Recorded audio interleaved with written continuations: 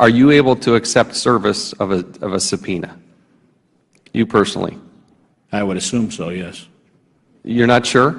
I mean, your boss, right? The acting director is testifying. Actually, it's that way, next door.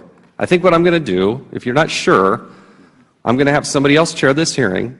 I'm also a member of the Judiciary Committee, and I'm going to go serve him this subpoena. From Utah is recognized for his 5 minutes. I assure the chairman I will be punctual. Thank the chairman. To both the ATF and DEA, I can't thank the men and women enough who are on the front lines doing the hard, difficult work with their lives in jeopardy on a regular basis. And I hope you both carry that back, and they know how much people root for them, care for them, and are concerned about them. We also in Congress have to be concerned about the expenditures and making sure that we're giving proper oversight. Mr. Rosenberg, I want to talk about the confidential informant policy. It's been a source of a scathing review by the Inspector General's office, how that's being executed. There was a supplement to that as well.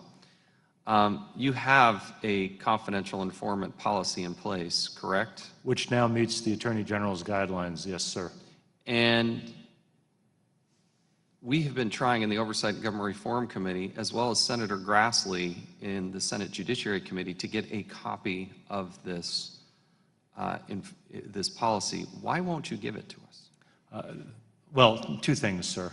One is I believe we've made it available to you and to Senator Grassley's staff for in-camera review, if I'm not mistaken.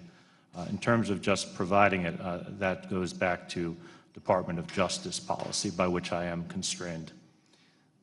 You testified on June 22nd of 2016. You said to Senator Grassley in a Senate hearing regarding this policy, quote, "It has been finalized. It's been approved by the department. I'm more than happy to provide a copy to this committee and to your staff, sir," end quote. Yet you didn't do that. Who is prohibiting you from giving that copy to Congress? Well, I see a huge difference between an in-camera review and actually providing it to the Congress.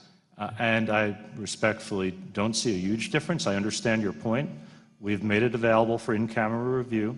And that's true, by the way. That's my understanding of it as well. But I just don't understand what you believe Congress has the right to have and not have the right to have.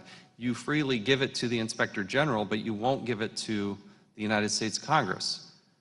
Well, and while I don't see a big difference, I understand your point.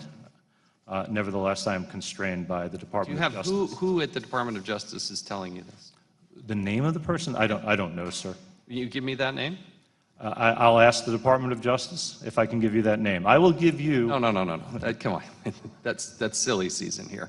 No, I don't think it's... I want to know specifically because there's hundreds of thousands of people involved here. I need a name. Can you give that to me by the end of the week?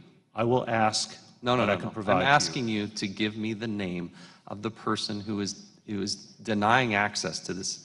Here's what I'm forced to do. We have a hearing next door in the Oversight Committee as well with your deputy, both of your deputies. Yes. We are issuing a subpoena. Okay. And so I see no choice. We've been trying to do this. Senator Grassley's been trying to do this. I've been trying to do this. Department of Justice doesn't get to hide things from the United States Congress. And there is a huge difference between an in-camera review, no notes, people looking over your shoulder. You can't, members of Congress have a very difficult time accessing that information. And if we're going to provide proper access, it seems like we should be able to review this, especially in light of hundreds of millions of dollars over the course of a year going out the door.